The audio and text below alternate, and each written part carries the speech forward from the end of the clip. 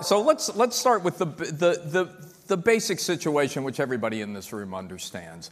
We spend more money on healthcare than any other country in the U.S., and yet we seem to get less and less for our dollar.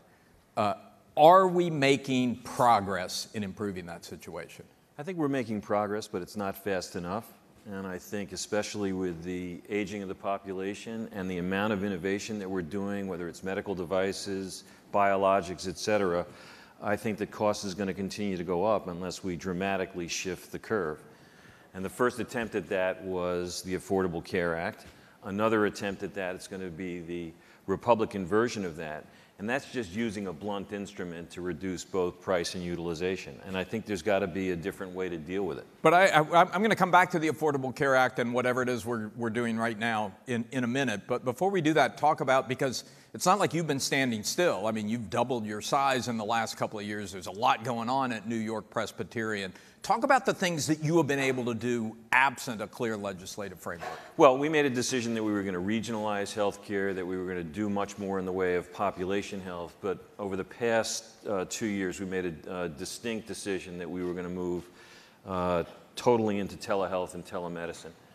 And I'm constantly reminded by people that we don't call it telebanking, we call it banking.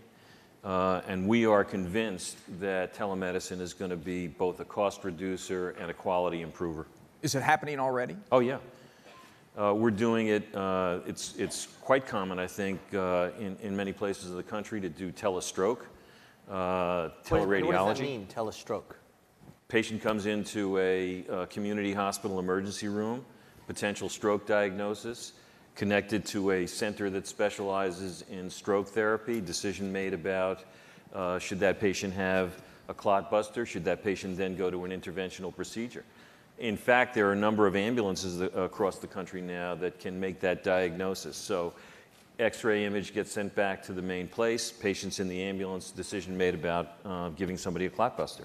From the ambulance to your hospital? Yes. That's so cool. There are about 5 or 6 of them in the country. I think Cleveland Clinic has one, we have one, but this is going to become more widespread. That's just one example of an application for telemedicine, telehealth. That should have an effect on costs. Yeah. I mean, are you seeing that?